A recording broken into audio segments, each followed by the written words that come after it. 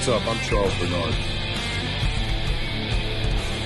Hey, I'm JC Mason. Welcome to Lightning Strike.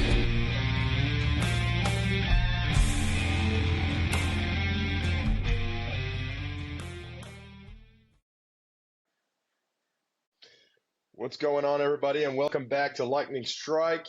We are here this week with Garrett Woll. Garrett, thanks so much for being with us. Just want to mention before we start that we're having a pretty crazy arrangement of time zones here, as I am currently in Maryland. It's currently 3 p.m. GC's in France, so it's 9 p.m. for him. And Garrett's in California right now, Pacific time, so it's 12 p.m. So 9 hours of difference between us right now, which is pretty crazy, but we're all here. So Garrett, very happy to have you with us and happy to learn more about you, man. How about you go ahead and introduce yourself a little bit?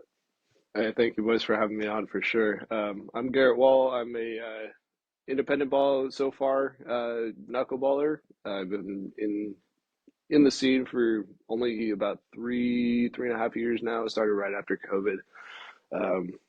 But I'm excited to, get the opportunity to share my story because it's certainly different than a lot of guys that you'll run into, and so looking forward to the opportunity. Yes, sir. So just start by where you're from, kind of give us a little bit more background, and then your journey to where you're at now. How does All that right, go? we'll do the whole freaking rundown. Yeah. So I was born in SoCal, this little town called Ojai.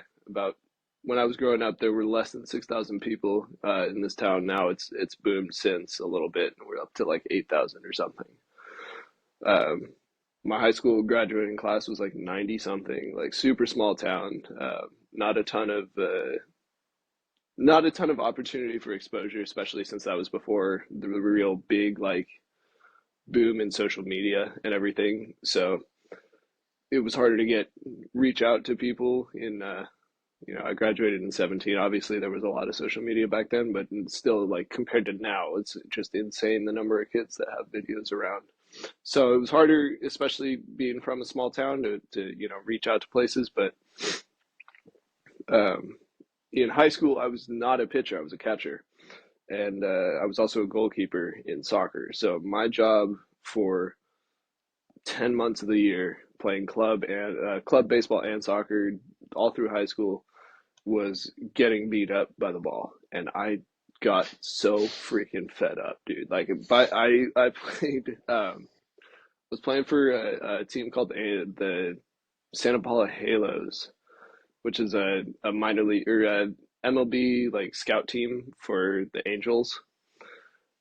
I just came out of one game. This pitcher was like 90-91, could not throw a damn strike, and I'm just getting freaking obliterated behind the plate. And I just came out and was like, I'm done.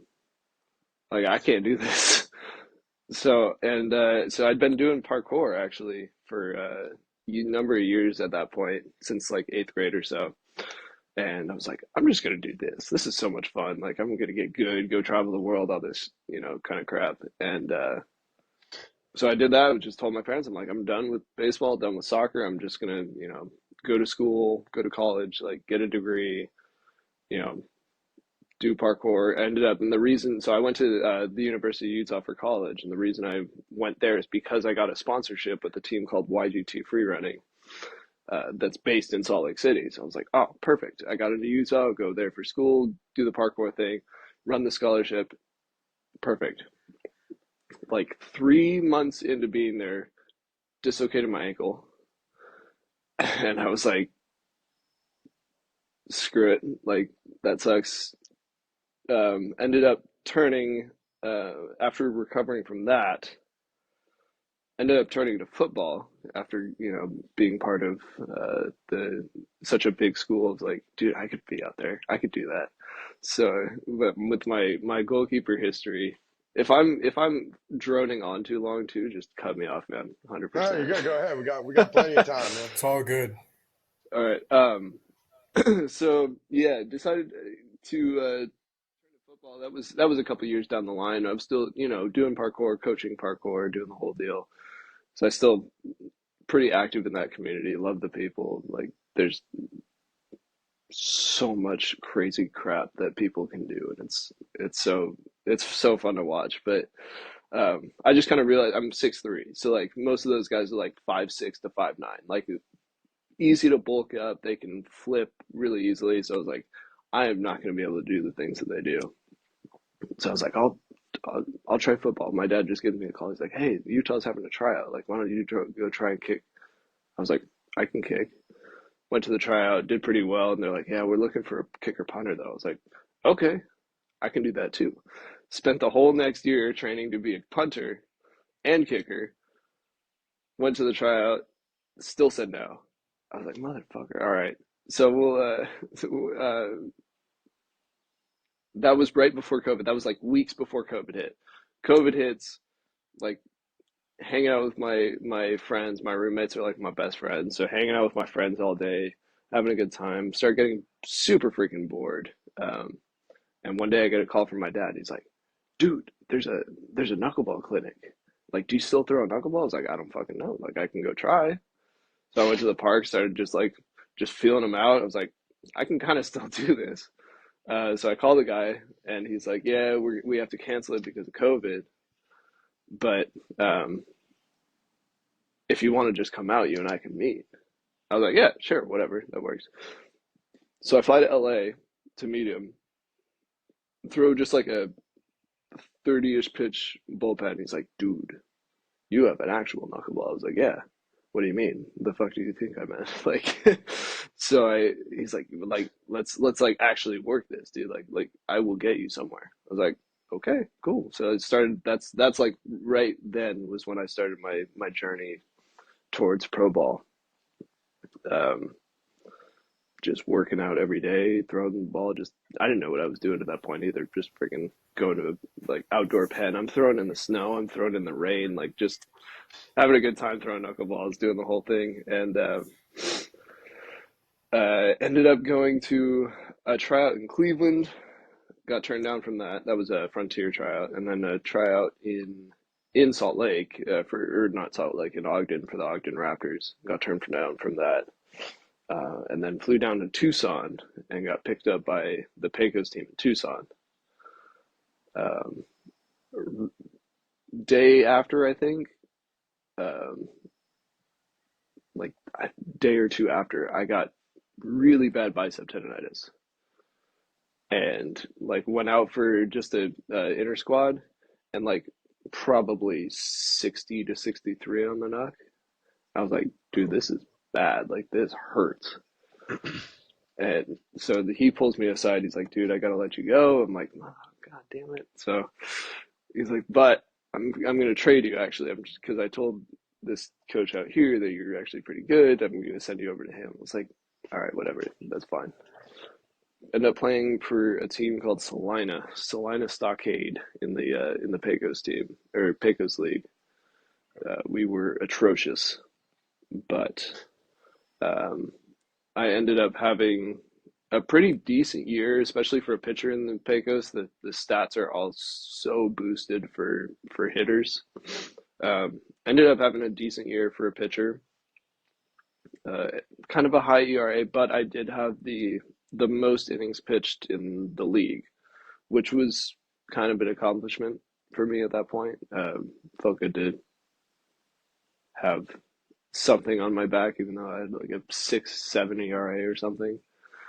Um, and then after that, I was still in college at that point, so I, drove back to Salt Lake, finished school, still trained, and the next year got signed by a team, or I got signed by a team in the Pioneer initially, the Glacier Range Riders up in Kalispell, Montana.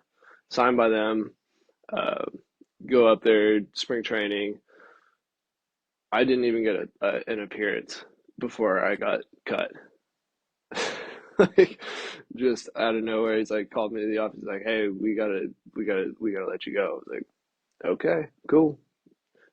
Drove my ass back to Salt Lake. I was like, "What the hell do I do now?" Like, and then I ended up getting a call from a friend who was playing in Santa Rosa, California, Northern California, for the Pacific side of the Pecos.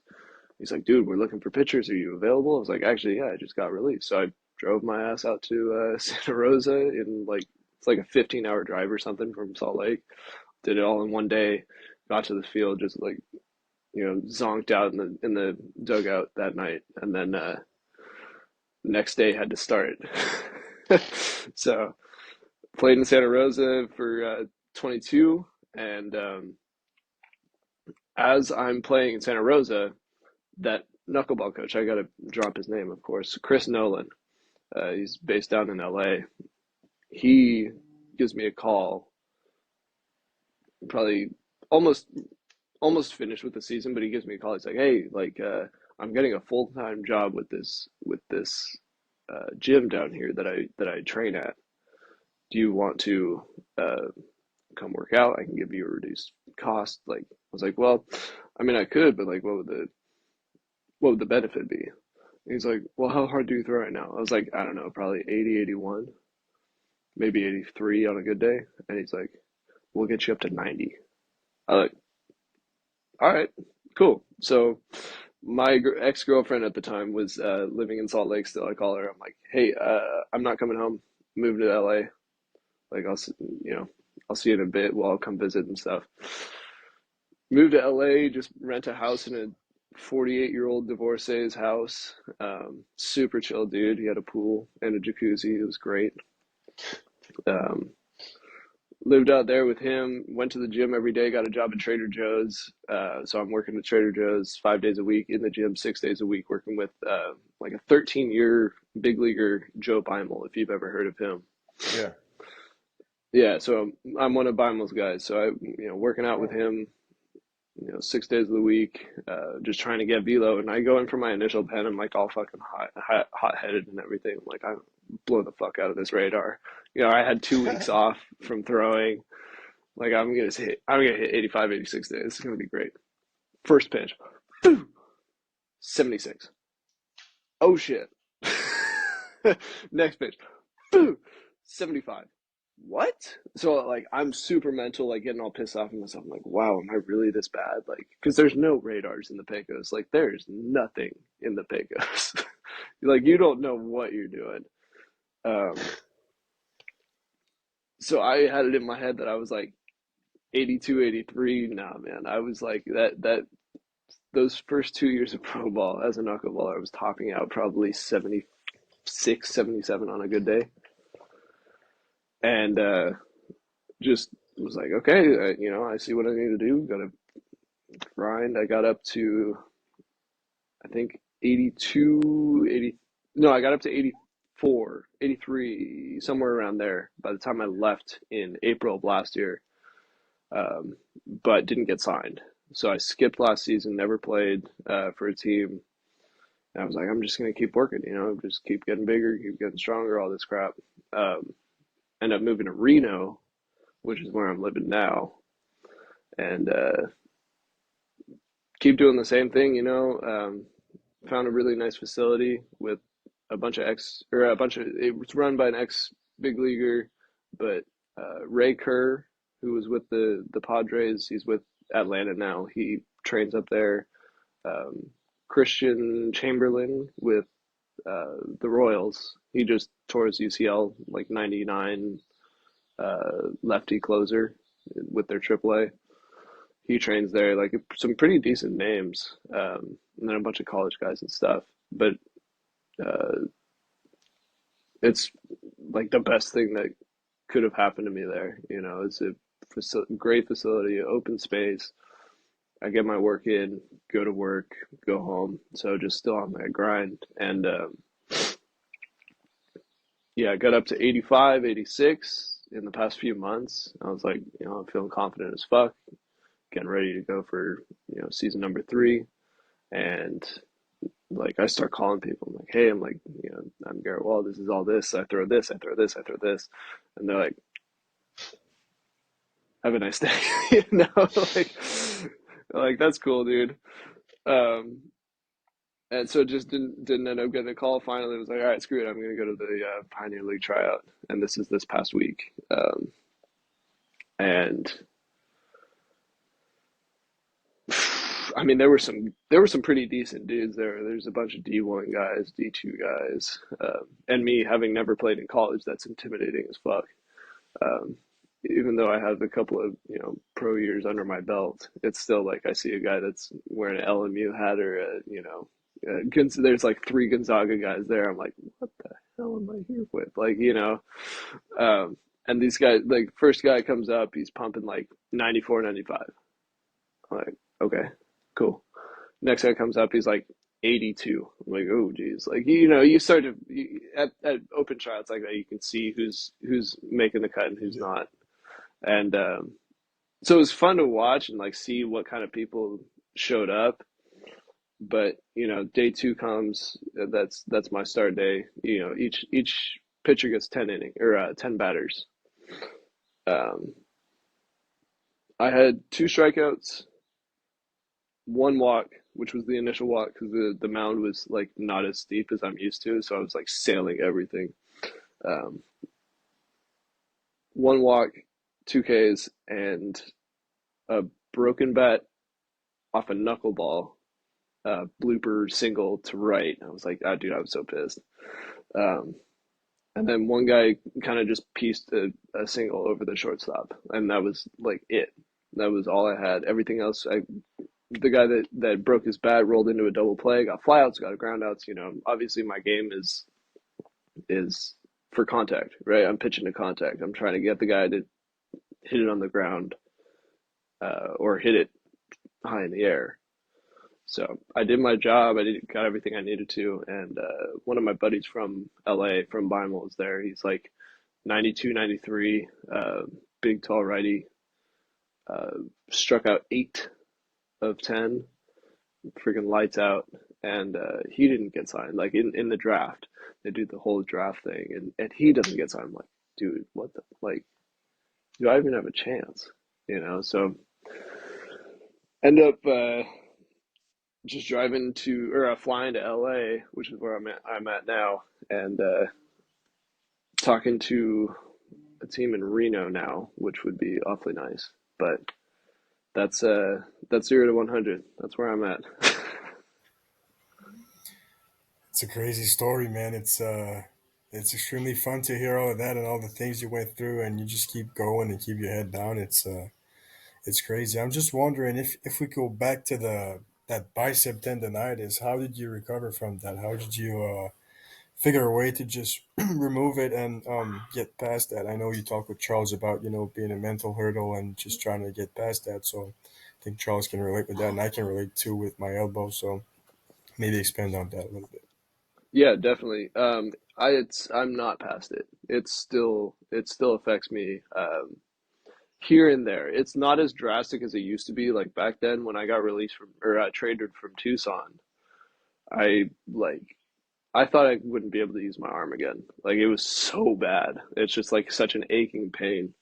Um, it got really bad again in 20 like December, no, like February of 23. And I ended up going to the doctor and getting an MRI just to because I needed peace of mind to make sure that I knew that it wasn't going to hurt anything. And the doctor calls me in after. He's like, "It's tendonitis. You're fine. Like you can throw as much as you want. You're not going to break anything. Like you're going to be totally fine." And that right there, like when he said that you're not going to tear anything, was like the biggest sigh of relief. Because then I was like, if it hurts, it hurts. Like I can push through that.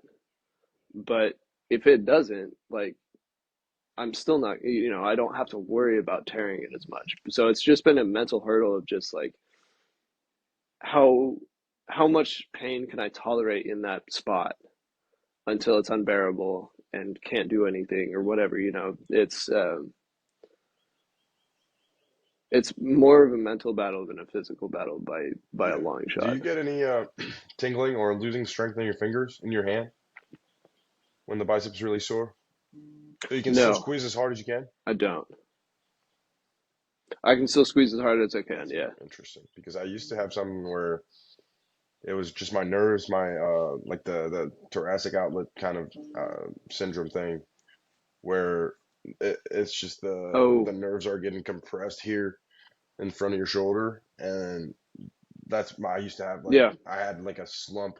I was trying to get recruited. I remember it was the trial for the T12 tournament in Canada, and JC was there too, and I think he Nice. made the tournament, but I didn't make it. I was like Yeah, 83, I was there. 84, Yeah. and then I hop on the mountain. I'm throwing 75 that day, and I'm like, dude, what's going on? I couldn't squeeze, and that's what it was. So I was thinking maybe that's what you have going on, but um, No, someone mentioned it actually, but it apparently is entirely yeah, unrelated.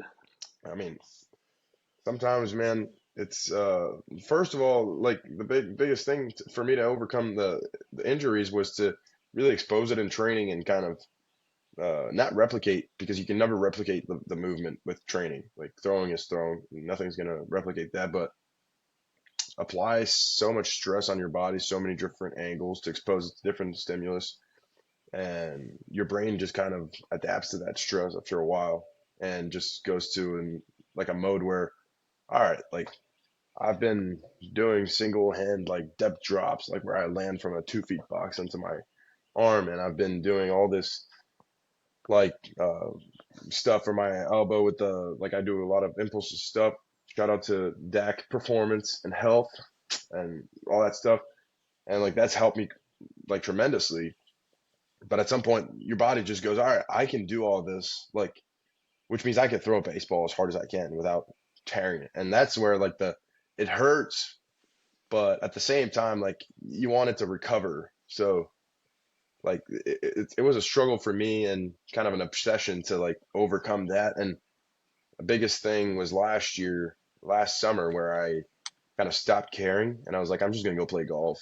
Like I'm just gonna go play golf and do jujitsu, and my arm stopped hurting because Oh I stopped wow. thinking about it so much. Like everything I was doing, I was writing in a notebook and I would be like, oh, this is pinching my elbow. Like I would recover so slowly. Uh-huh. And now, like, not to brag about anything, but this week I had like the last 8 days I had 4 outings, and so we had 5 games, and I pitched in 4 of those 5 games. So just like kind of represents how much better I'm recovering now, how much faster. So this might be something you could be aware of.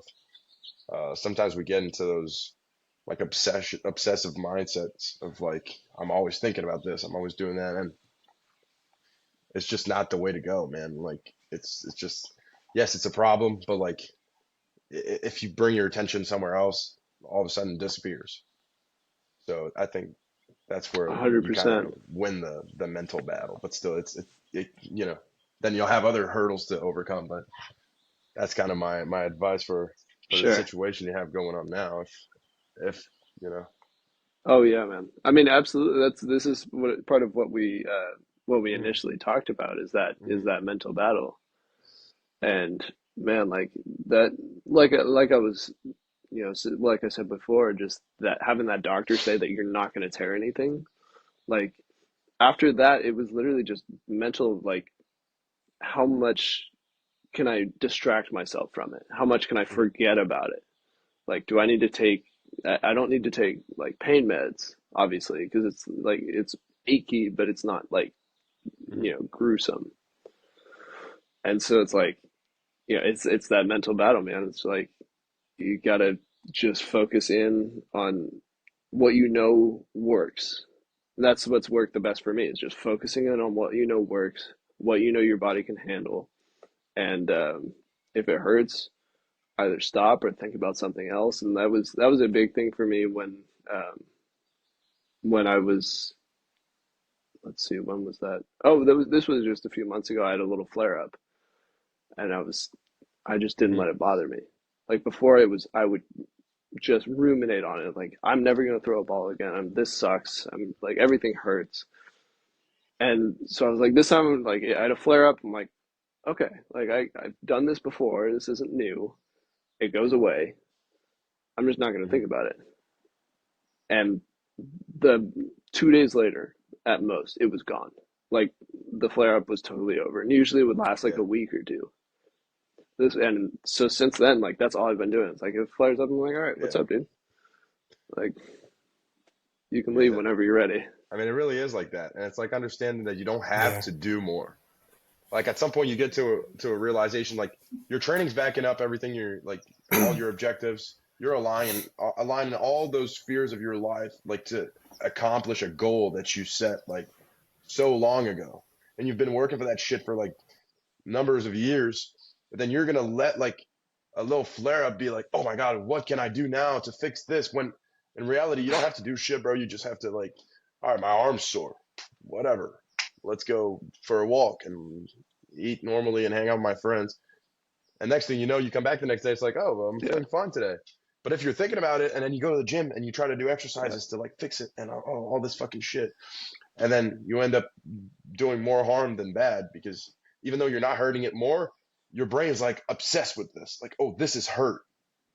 Yeah, obsessed, yeah, yeah. obsessed. Yeah, dude.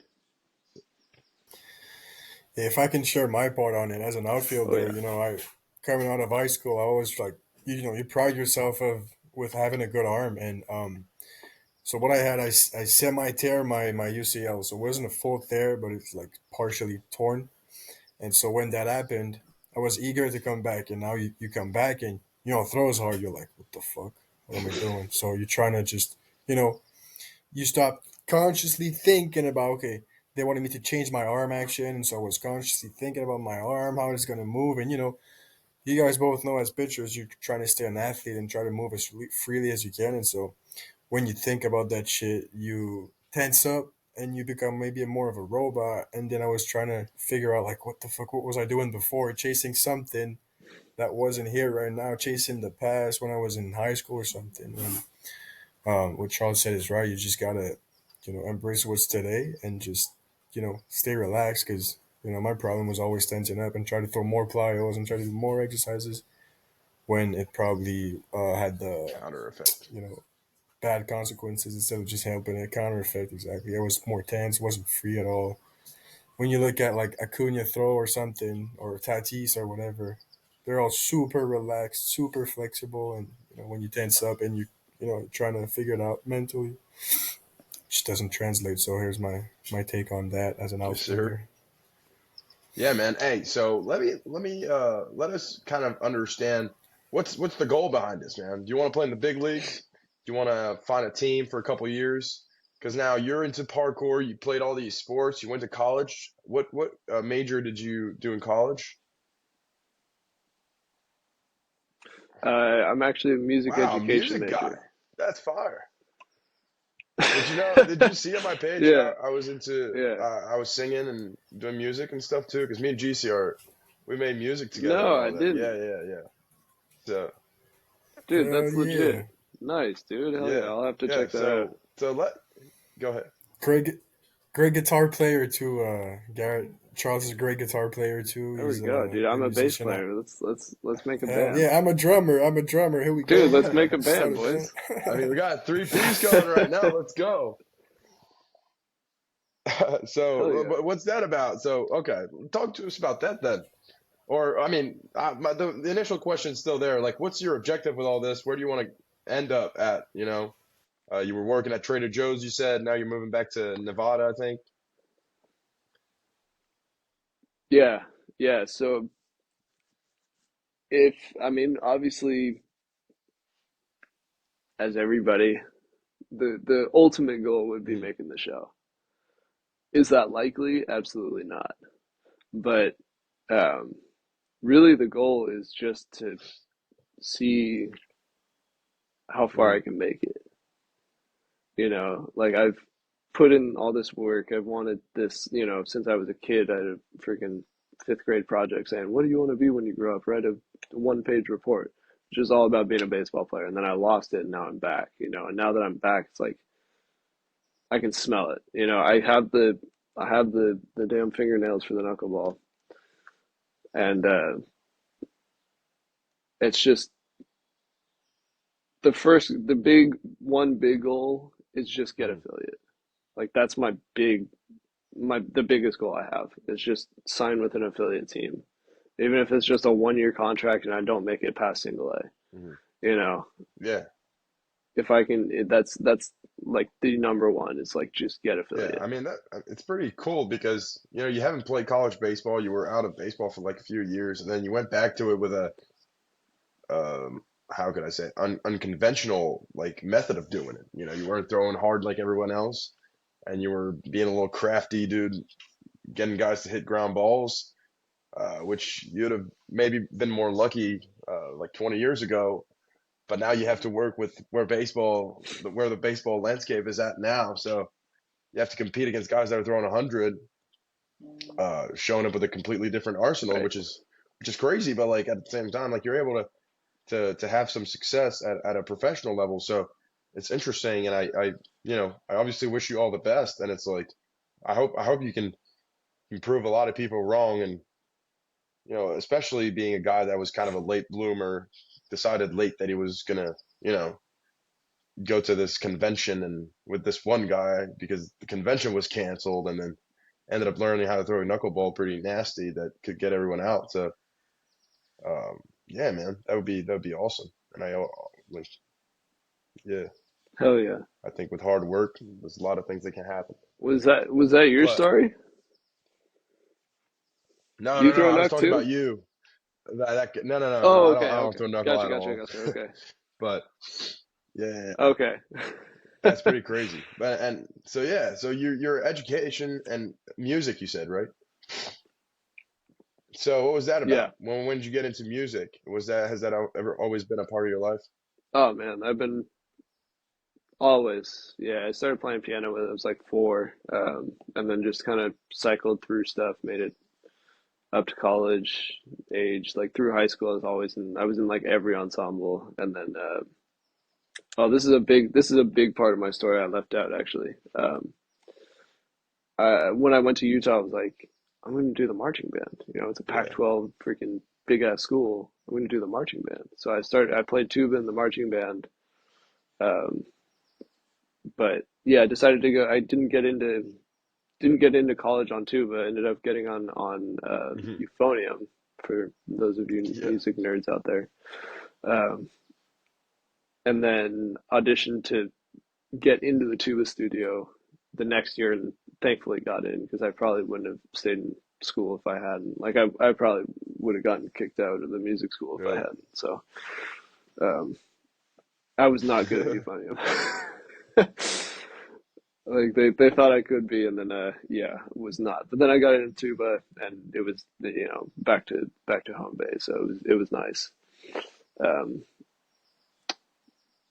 but yeah, played tuba in the marching band. Freaking loved it. Ended up uh, duo majoring in tuba and upright bass. Upright bass. Wow. So yeah, that and then like it wasn't until college that was what I like really liked.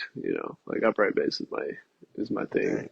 Um, and I play bass guitar too, but yeah, dude, love upright bass, classical bass, all that stuff. So, um, but the big part of my story that I totally forgot to mention to you was the in marching band. We work with the spirit team, the cheerleaders, the dance Hmm. team, all that stuff.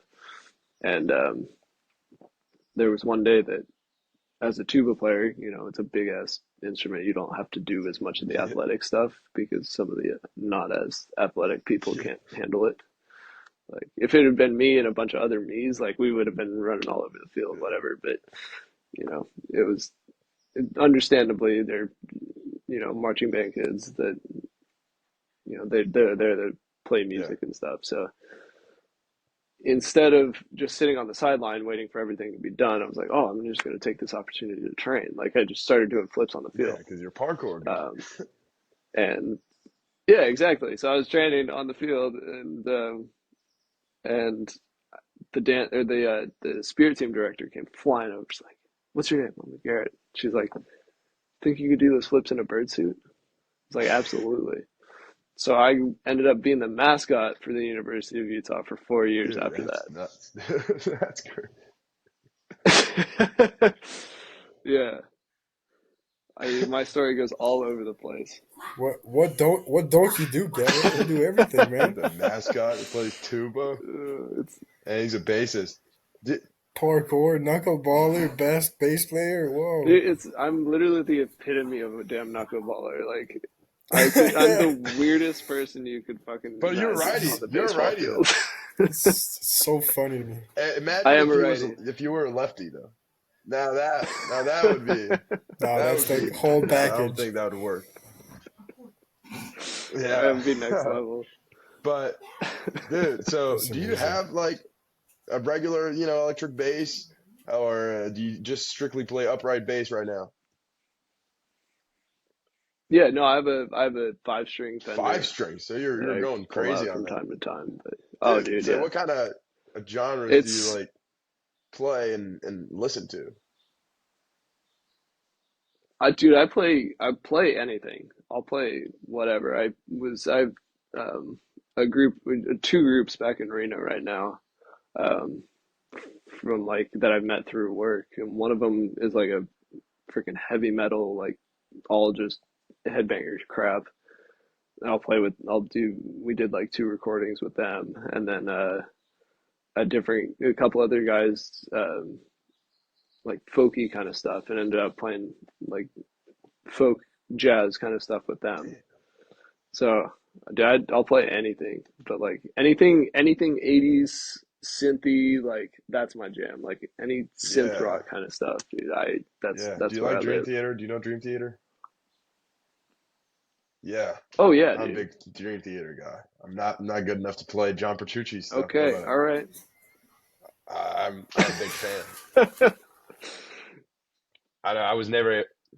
Yeah, that would take it Yeah, takes a yeah. It's lot. pretty complicated. I was never lucky enough to get GC into it, man. He was always more of a tool guy, prog on the prog side. But he was like, man, Yeah, I I couldn't get can't over to stand Dream James Theater, but singing. I was like, all right, that's fair. it's just the singing, man, doesn't cut it for me. But I do acknowledge they're extremely talented, and just I respect them. But sometimes the voice, man, it kills me. Yeah, I mean, have you guys heard of like Jacob Collier? Dude, yes. Yeah, Where did I see that? Yeah, dude, his new album, like if you listen to his new album and some of the like intricate stuff he does in that whole album, like are we that's talking where I Dude, I music? live, dude. saw I It's saw a so video of smart. this He guy has like last week. I never heard of him before. And he's insane. He does all those crazy vocal Yeah, he runs. did something on YouTube. Yeah, Dude, crazy. yeah. yeah, yeah, dude, he's electric, and that dude, I could do a whole freaking music podcast with you guys on some of the stuff that he does and some of the stuff that other people do that's like similar, but it's yeah. The title or not the title track, the first track of that song, 100,000 Voices. Like if you listen, the intricacy of that is just insane, and the way he integrates the electronics and all the synth stuff that he has in it is so freaking cool. So like that's the kind of stuff where I live musically. Do you know Polyphia? I've been into that a lot lately. It's like it's an instrumental kind of metal band, but the guitar work is absolutely insane on Really, some of that stuff. He did some features with I think John Polyphia. I'll Petrucci Steve I'll Vai check or was it Steve out. Vai. Absolutely insane. It's the same type of like intricate stuff that you really gotta like listen. It's almost Yeah. like math rock, but it's crazy. dude, I really wasn't expecting that kind of stuff from this podcast today. This is getting kind of interesting. We gotta send over some demos, man, that me and JC were doing back during quarantine in my basement, dude. I have a little studio in my house, and uh, dude, we were Oh, doing that's our songs, electric. and it's funny because me and JC were never music guys.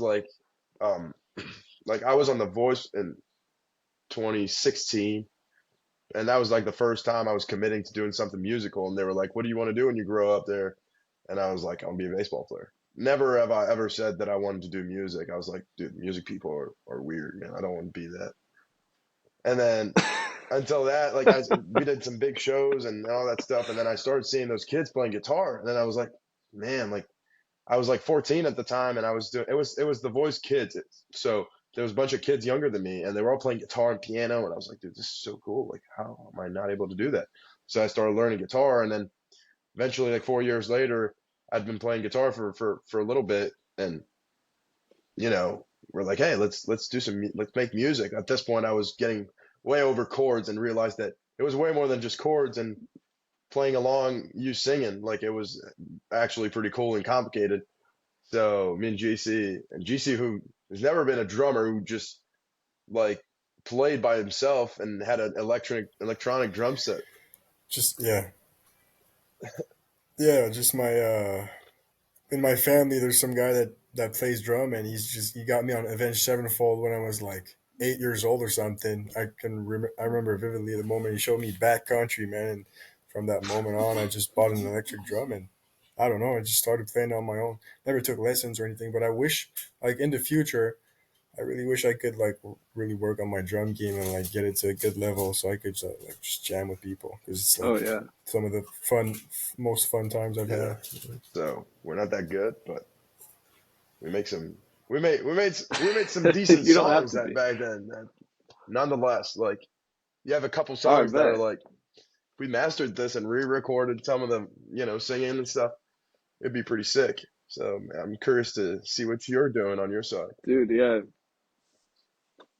Oh man. I mean, like that's like to link it back to baseball. That was one of the most fun things that I did in my second year. I brought my bass, my Yeah, electric with me, and like one of the guys yeah, brought his guitar. And so some nights we would just like hang out, like on road trips, we'd just hang out at the hotel, like just pop outside, and he'd just start, doing guitar shit, and I'd play along with him on bass, and like guys are just sitting around eating chips or shooting the shit. We're just yeah, hanging out, playing around. Like that was the yeah, best, dude. Like outside the hotel, just yeah. playing It's around, dude. awesome, man. I wish there was more, man, guys. I don't know. You got to be lucky to have some of these guys on your team that are playing too. But in college, it's like, yeah, I'm the only one doing it. I can't play with anybody. So I'm trying to get some. I have a buddy. I have Yeah. one guy who plays Right piano pretty now, good. it's That's mostly huge. rappers now. Yeah. Got a bunch of Really? freestylers on my team right now, spitting some French rap on the road trip. I'm like, what the hell? Yeah, that's crazy. That's Man. awesome. So what a story, dude. And what about we just touch on the parkour stuff? What's like? How do you even train parkour? Is it something you just learn on your own? Have you like took lessons, I guess, or is it just natural for you? Yeah, dude. No, it was not natural. I started back in what 2012 or so, somewhere around there. I think it was 2012, and just saw a YouTube video. It was like, that looks fun. I'm, a 13-year-old kid. I'm like, I'll start doing flips. Um, and just started. I just went out onto grass and just started trying to do a front flip. Like no training, no gymnastics history, nothing. Just was like grass is soft. I play soccer. I fall all the time. So I just start trying to learn how to do a front flip, and like it took like probably 6 months to learn how to do a front flip at that point. But I just like kept doing it over and over and eating shit and eating shit and eating shit and just like eventually landed my first one. I was like, yeah, and yeah. Then I just moved on to the next trick, learned the next trick, moved on to the next trick, learned the next trick. So like by the time I was in high school, I had self taught myself how to front flip 180, and back flip like pretty consistently. And from there, it just kind of kept building up. I see more videos, start getting more connected with people in the community, learn that there's like parkour gyms. Like that was a huge revelation for me. Like, ain't no way there's gyms for this crap. Like pads and all this stuff, like where people actually Yeah. learn safely. And keep in mind, I grew up in a small town. Like there was nothing around. So we like it was like an hour and a half drive to the nearest gym, and so I just kept trying on grass, learned a bunch of new stuff, and then by junior year of high school, I was actually pretty decent, and I ended up reaching out to the little community center here in our hometown. I was like, "Hey, can I like start a parkour class?" And it's they're basically like, "Yeah, if you can be like really safe about it, like we'll let you have some kids." It's like, sweet. So I got free access to the community center, which had like a small gymnastics setup, and started like teaching parkour classes and built my own program. And by the time I graduated high school, I had like students from my hometown, just teaching them all how to do freaking rolls and flips and stupid crap around. And yeah, that was pretty much the only way I got that scholarship or Dude, that's sponsorship awesome. in Salt Lake. It was just like, I built this community in my hometown, taught them all. I got pretty good by doing that. As you guys I'm sure know, you teach something, you Yeah, understand it for better sure. yourself. So like I was learning way faster, and yeah, by the time I left Salt Lake or left Ojai, I was freaking at that point. I'd hit, gosh, I can't even remember. I hit so much by then, but it was like that was still. I had so much more. Like after I left Ojai and like worked at a gym out in Salt Lake City. Like man, that's when I was pumping, and then I dislocated my ankle, which set me back. But but yeah, dude, it was not easy. It was all self taught um, until the you know till the point that I was like actually learning stuff. Sweet. So yeah, it's pretty interesting. And do you think parkour contributed to your development of athleticism that maybe helped you throwing baseball after that? Oh, without a doubt, yeah, 100%. I mean, learning how to be, you have to be so snappy and so mobile to be able to do like any of those flips, and especially like there's a trick called, if there's anybody listening here that knows parkour, there's a trick called a double A twist, which is where you step. If you're a lefty twister, you step with your right foot first. Try and do it here. Right foot, left foot, and then you twist, jump off this, twist 540 with a front flip and land. So it's called a double A twist. But that motion is like literally pitching. Like you have to keep your shoulders back, and then as soon as that front hip foot lands, counter push with the left foot to stop your momentum, send your body forward, and then the top part rotates through and you push through to create the torque. So like that trick alone is like one of the only reasons I wasn't throwing like 60. That's awesome.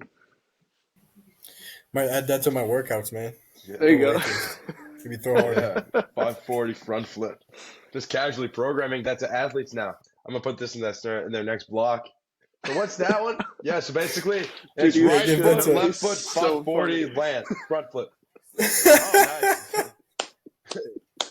Yeah. First Oh, thank first you, month was coach. like simple Dude, that would progression. be We're jumping over a hurdle, and then second regression. Yep. Now we're Exactly. good to go. If you can't do it, Yeah. sorry, You man. don't have You what it can't play takes. baseball. Sorry. Sorry. You're done.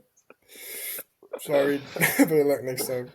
Oh, dude, that would be so fun. If you just threw that into somebody's block just That'd be randomly, so awesome. just like, come talk to us, we Man, have to show you. That'd be awesome. we'll clip that one Yeah. for sure, man. I think So, dude, I want, we'll I want clip to, I that want to one. finish on something because when I was training in Montreal, yeah, so that's why we speak French. We're both from Quebec City in Canada. But I was training in Montreal a few years ago, and our coach Nice. there, it was awesome. And he told us one time about this funny video about Chuck Testa. And do you know Chuck Testa?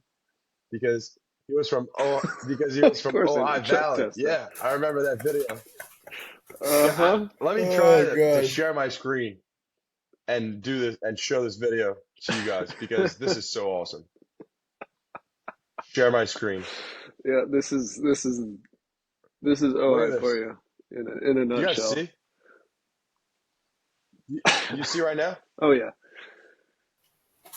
Yeah, we Oh see yeah. it.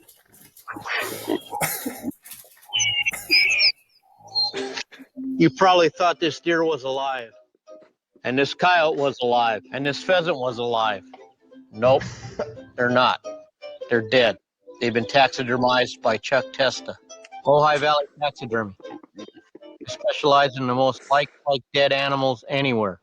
Period. Look at that antelope driving a car.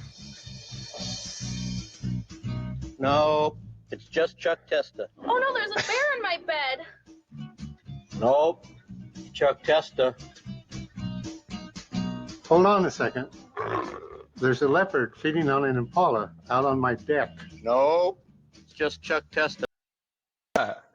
Sorry about Oh my that. god. I Chuck had to Testa. show Chuck test.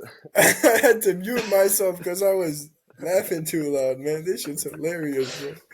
Bro, you said, "Oh hi," and I was like, "Dude, I Nope. heard that Chuck before." Testa. Yep, that's where I heard it.